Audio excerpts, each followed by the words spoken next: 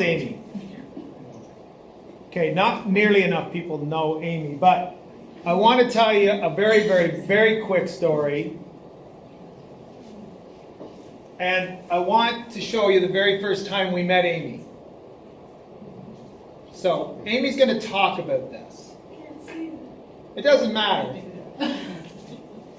But, Brian or Scott, what is this? Tell us.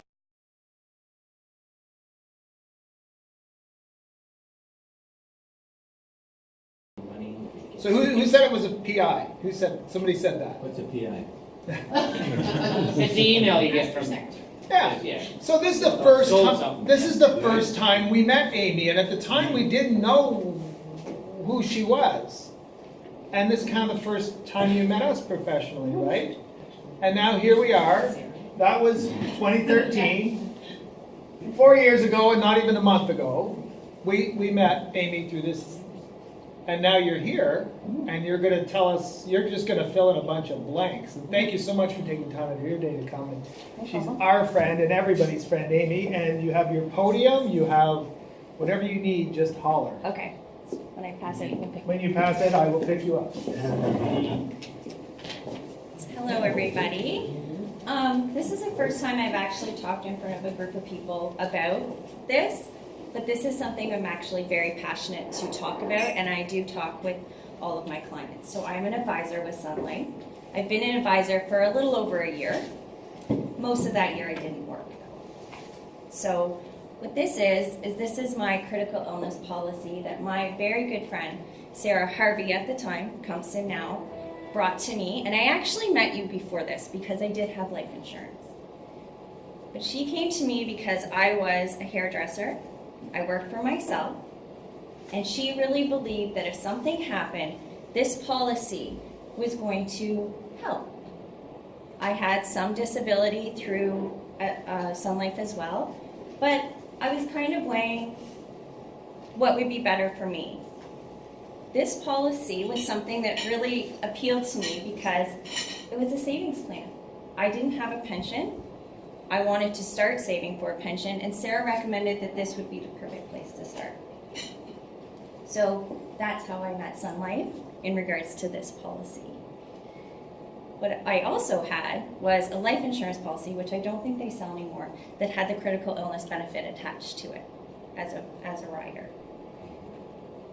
I kept that as well because I was lazy. I didn't change my policy. I looked at it and thought, yeah, I could save a little bit of money. I think it was like $25 a month, if that. I just left it on. Sarah recommended I leave it alone. So I did. As the years went by and I stood behind the chair, my shoulders were starting to hurt. I was starting to have pain through my stomach, and I was getting tired. So again, my good friend Sarah, who now has moved up to manager, asks me to do her a favor. Can I come in and listen to what she has to say about the advisor? I said, you know what? Not right now, maybe soon. Sneaky Sarah tells me, why don't you just come in? I've never sat down with somebody before, and you can be my practice. I've known Sarah since grade 1. She's my best friend's older sister. So I said, sure, okay. Didn't really have time for it, was really busy, and was also very tired. I went in, she shows me the plan, and I'm like, why am I not doing this? So I said, this is very interesting to me. So she sent me the email, I signed up, and I did my course. I got contracted in mid-May of 2016. I went up to Waterloo, and I was feeling extremely tired. I was having radiating pain in my stomach. I was being told that all the tests that I was going for, anything to do with ultrasounds, was fine. I finally came home from Waterloo, very excited to start my new career, but in pain, to the point where I went to emerge because I didn't get any answers from any doctors of what was going on. I knew it wasn't normal, but everything was coming back saying it was fine. The emerge doctor told me he had no idea what was going on with me. He looked at the list of tests I had already been sent for and came back that it was fine, and ended up sending me for a colonoscopy just to tick off that box that everything was good. on the 30th of May, 2016. I had my colonoscopy. The doctor looked at me and asked me, "Why are you here?" And I said, "I don't know." I said, "They can't find anything wrong. This is just another box they want to tick off." My dad drove me that day because I had a sedative. When I woke up, I saw the look on the doctor's face, and he asked me to go into a small room where he could tell me what he found. I was diagnosed with colon cancer that day, and they still have no idea because I have none of the precursors to colon cancer of why I have it. I had no idea that day what I was going to do. I had no idea that day what my diagnosis was in terms of staging, and I went home in complete shock. I sent an email to all my girlfriends, who I have the best support team in the world, and said they found cancer. I had 5 girls at my house that night, Sarah being one of them, and she immediately got to work in what I needed to be able to file for the illness. At this point, I had no idea if it was stage 1, stage 4. I waited for a week, and I finally went in to emerge through KGH because I was waiting for a CAT scan to see what the results were and wasn't getting an appointment. So I went with Sarah's sister, actually, who's a nurse, went into KGH and pushed to get a CAT scan that day. I was told that I have stage 4 cancer that had metastasized to my liver and lungs, and that this is something that the doctor kept referring to very casually as uncurable. I was absolutely stunned. He was talking to me in a way that it was like everyday conversation. I actually stopped him that moment and said, "Are you saying the words incurable?" And he's like, "Yes, I am." I left the hospital at 1:30 that morning with no clue what was going to happen. Sarah, behind the scenes, was working away at what I thought, because I had forgot about the rider, a $50,000 critical illness policy.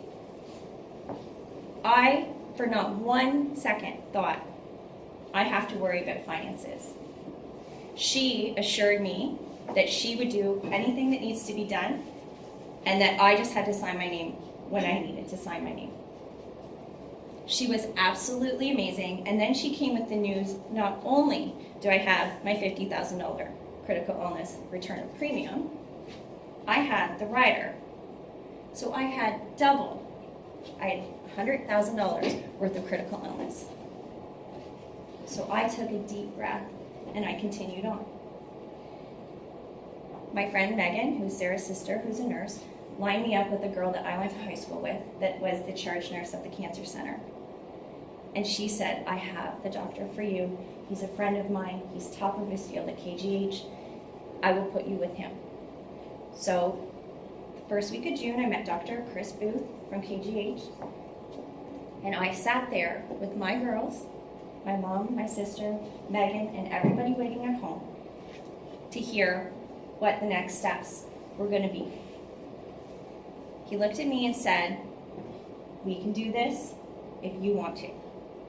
I had to sit there and make the choice whether I was going to do palliative chemo or if I was aggressively going to fight this, which meant the chemo that they normally give to pancreatic cancer, stage 4, and I had to endure 5 major surgeries in the last year with the hopes that it would work. So I said, that's what I want to do. And I said, the doctor in the ER the night before had told me it's incurable. And he said, I will never say that word unless I absolutely have to. And I just took that and I went with it. He not once brought up in the last year anything to do with it being incurable. The other thing that was of interest to me as I started my treatment is all of the research in cannabis oil. To me, it was very intriguing. It was a natural way. And when I talked to my oncologist, it was nothing that interacted with anything that they're doing. It would have been all out of pocket. I paid for it on my own, but I had all the money to do so. So I took that venture as well. I did a high dose cannabis oil treatment alongside of all of my chemotherapy, and I do a maintenance dose and I will probably for the next 10 years. That is all out of pocket and something I have to pay for. The chemo that they gave me, I had to apply for through the government. Some of the drugs might not have been covered. Luckily they were, but if not, I would have had the money to pay for it. I lied through four surgeries. I actually had them combine one. And I woke up and was in a semi-private room the first night with somebody talking, and I'm like, this is not for me. Please upgrade me to private. I had the money to pay for that. I could sleep, I could have visitors, I wasn't bothered. What this has done for me in my life has taken all of the stress that I would have had to think of financially away this last year. I was able to concentrate on healing. I was able to concentrate on my friends, and I was able to concentrate on making sure that I was as healthy as possible. And not once did I have to think, I can't afford that. One of the things that I know, that especially being self-employed and having absolutely no disability, is 1 year's worth of CI is not enough. 2, if they're self-employed, would be minimum. What the critical illness has allowed me to do is cover my bills. I have not had to think once about my mortgage, about my hydro, about anything to do with the bills in my home. I also have 2 children. One is 18 and one is 11 or 12 now. I didn't have to worry about packing up their house and moving, because if I didn't have this, I would have had to sell my home. I would have emptied out all of my retirement, and I would have had to watch them move into my parents' house and leave their family home behind for something that I'm hoping to make through. The other thing that it does, which people might seem frivolous, is I have 6 very strong, very independent women that stood behind me all year and helped me every step of the way. So at Christmas, I gave them the gift of flying them to Cayman in November, renting a home, and spending a week so we can make good memories after this last year of horrible ones. They were at my side when I was sick. They were with me in the hospital. They brought me dinners. They cleaned my house. They made inappropriate, funny comments when I needed to laugh, which we have really inappropriate sense of humor, so it doesn't fly with a lot of people, totally flies with me. They were my strength that I could lean on. They were my strength that my kids could lean on. And halfway through my chemo and my surgeries at Christmas, I was able to tell them that after 2 more surgeries and a little bit more chemo, and this is all behind us, we will be on the beach together. We will have our girls' weekend, and the plans for that week is a little terrifying. What we're doing, I think there's a lip sync battle that's going to go on. But we held on to that. We held on to that and said, when we get to Cayman, That, to me, was huge, because I didn't have to focus on what I was going through. I could focus on the after. I can picture myself there with them. That does a lot to somebody's psyche when they know that a trip is coming. The looks on their faces when I gave them that got me through the next 6 months. The joy, the tears, the excitement of all of my best friends going to be with me was amazing. It was $10,000, and I used my CI without any fear that it was going to impact my household bills. The other thing that I wanted to mention is we are taught to sit in front of people and tell them what kind of company Sun Life is. We reassure them that it's been in 150 years in Canada. We reassure them that it is a reliable company. The company that I saw in the last year is, after I got diagnosed, I still was able to get my, what's the first career starter? ADP? Oh, what, your first? Yeah, quick start. I got an email from the CEO of Sunlight congratulating me and the vice president and everybody down the line. That encouragement was amazing. That encouragement that they gave me saying, we are so proud of you, meant everything.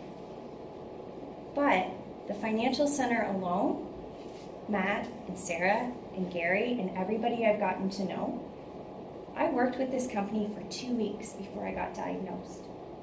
I had to walk into Matt's office and tell him that as much as I appreciate it and was looking forward to this new career, I can't do it, and I might not come back. I was invited to the Christmas party. The Mademoiselle had a group of all my girlfriends in it, which Matt showed up with a side-by-side and took me from obstacle to obstacle so I could watch them run the race in my name. I've had so much support from Gary, even though he has random text messages that are just...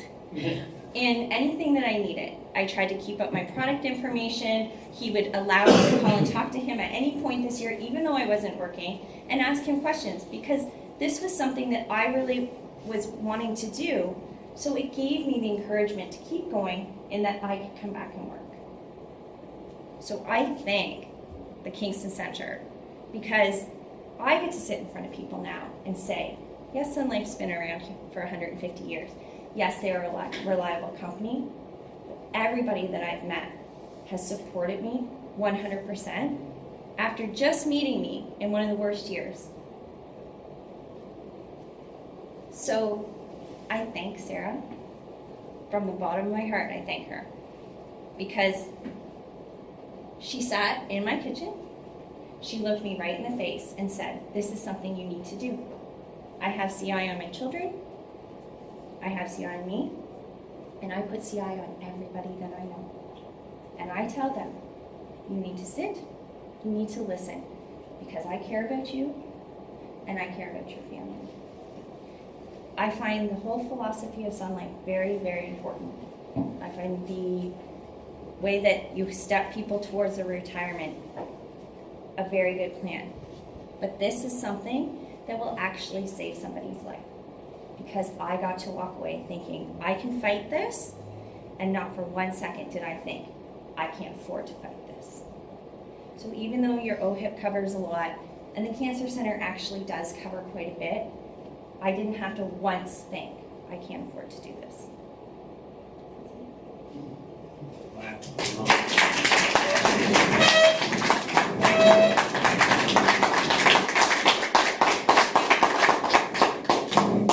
So before you sit, or maybe you Yeah. can sit, and I know we booked the whole hour, and we're gonna have lunch, but everybody should take a few minutes and just meet Amy, ask all the questions. If there's any questions too, I don't mind answering. I'm just gonna throw two little things out really quickly. Yeah. You might have missed this buried in the story. You were diagnosed 2 weeks after. When does Quick Start end? 90 days. 90 days. So, okay, any of us say we could do that? 2 weeks in, there's this massive goal in 90 days, and we're still gonna nail that? You know, despite that, that's boggles my mind. That one is, but the other one was, you know, this whole Amy thing, and inspiration is inspiration, and it was cold, it was in the winter, and you were still going through tons of treatments and everything, and Dave, your father, comes in, and hey, what are you doing in town? I just had to pick up Amy, she's out in the truck. So I go out, and I don't know if you remember this, Dave, Yeah. but it's snowy and crappy, and Dave's got the truck running out there, and I jump in the truck, in Dave's truck, and you're just sitting up there, and you're just like, I'm just doing this thing. I'm just gonna kind of keep working through this, and it I moved me. basically made it my job. So I got paid, and I made fighting cancer my job. I had appointments, I had meetings, I had to keep a schedule, I had to exercise, I had to eat well, I had to rest. I made it my job because I could. So, go ahead. Like that's an amazing story, and you know you're kicking cancer's ass and you're going for it, right? And Oh, it's I going should. well. Like, Yes, I should say that. Yeah. That's probably a good thing to end with. Yeah. So as of right now, all my blood work is great. They were able to remove everything. So I had a liver resection. So my treatment consisted of 3 very high doses of chemotherapy, one 5-day high dose radiation on my colon. I had a liver resection, so it was in the right side of my liver, which they could take out. They didn't see anything in my left. I had 2 lung surgeries, so a wedge resection in here, and I also had a colon surgery. And with my colon surgery, I had an ostomy an ileostomy for 4 months, and then with my last lung surgery, they reversed that. So that's why it went from 5 to 4, because I did a little magic and lined up some surgeons and said, I don't want to have to go under for a 5th time. So, and then I did 4 more rounds of chemo. And then as of right now, my blood work is good. The last 2 scans I've had, which were 6 months after the first rounds of chemo, and then 5 months after that, and everything is looking good. So now it's just being monitored. So that's amazing that you're doing that well, and it hits close to home for me because my father just recently had an issue with cancer near the liver, in the liver. And I never heard you mention Best Doctors once, but we've had several reports from them, which have really been helpful. Did you use it for Yes, so yours? I did activate my Best Doctors. So I had them, they kind of scanned everything. What the treatment I got, they were very supportive of, so nothing else got done. The treatment that I got was not anything trial, but it wasn't usual. So they did a couple different things. The chemo that I got was for pancreatic, not colon. The radiation that I had was a 5-day radiation that was left for 6 weeks. Usually they do 5 days of radiation and then operate within a day or 2. So this was 5 days of radiation, 5 weeks worth of radiation, 5 days, and then they left me for 6 weeks, and I got my liver surgery then. And then I had my colon surgery, and then my lung resection. So everything was a little bit different, but I had Best Doctors activated right away, and that was something. The start of it was a blur, and honestly, to build a relationship with your clients, even that little touch base with them that they know that they can call you, Sarah was amazing. And I know she's my friend, but she did all that for me. It was such a blur in the first couple months that I'm now starting to realize what all got done. So for her to step in and know the numbers to call and show up my house and sign that, she activated Best Doctors and everything went to them. So, yeah. Is there any other questions? Have you sold any critical illness yet this year? Yeah. Oh yeah. Every policy. I think I've done 15 sales since I've come back, and I think they've all been with critical illness, like with the couple or with the partner. And I had one that didn't want life and wanted critical illness, but he has life through work. So. How long have you been back? Mid-August.